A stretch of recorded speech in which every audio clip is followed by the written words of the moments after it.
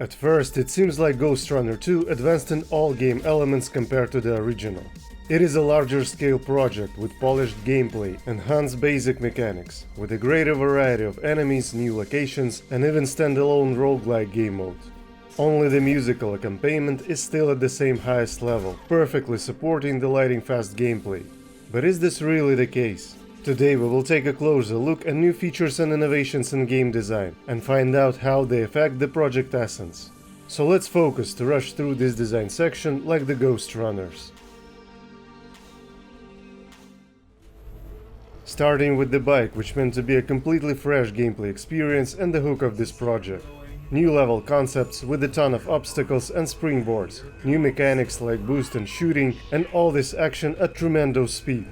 They even created a boss fight for a bike ride, whose insides we have to break through, and an open world-like location that we can explore. But all the elements around bike gameplay visually looks much more exciting than they actually feels. The basic controls are hectic, jumps are hard to control, the camera behavior when you ride along the walls doesn't allow you to see the section ahead, and full of traps and obstacles level design leads it to ongoing crashes over and over and over again, until player memorizes and perfectly executes all sections until the next checkpoint. We met this 30 years ago. It feels pretty much like a turbo tunnel in Battletoads. Again, ride itself is very spectacular, but the gameplay experience is sometimes not so fun. Although, to be fair, there are a few sections with a complex combat arenas where you can use a bike as a weapon, and it is actually great.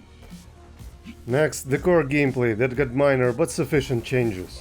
Tuned up mechanics and new skills that fits perfectly into gameplay, revealing gradually through the game with the brief practice-based tutorials. All this made platforming and combat even more precise. New enemy types and interactable objects added to increase the variety of combat scenes.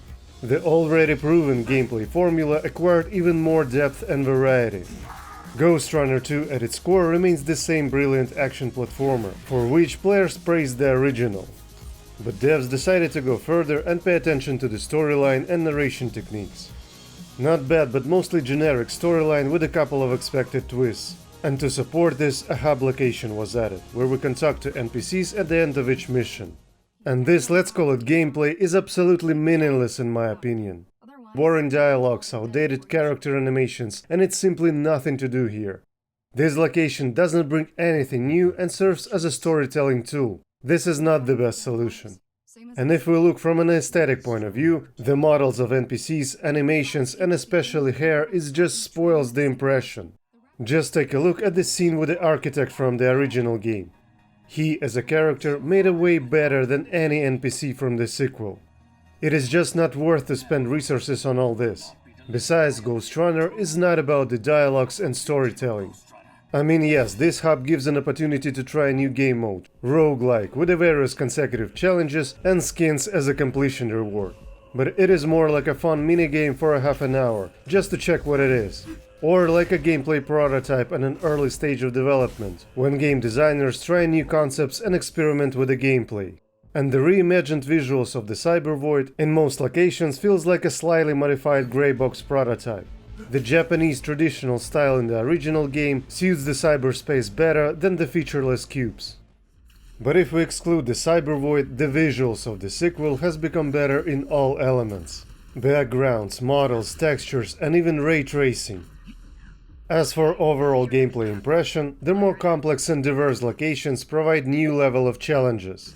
And they finally made the exciting boss fights. There are only few, but they are difficult and memorable. Overall, Ghostrunner 2 is still an excellent action platformer based on 3 pillars. Perfectly polished basic mechanics, well-made level design, and an amazing musical accompaniment. And as an icing on this cake, the great visual style and graphics. At the same time, except enhanced core gameplay, from all the innovations they made, the bike works, and only as a spectacular driving action. However, all these design experiments are necessary steps on the path to success.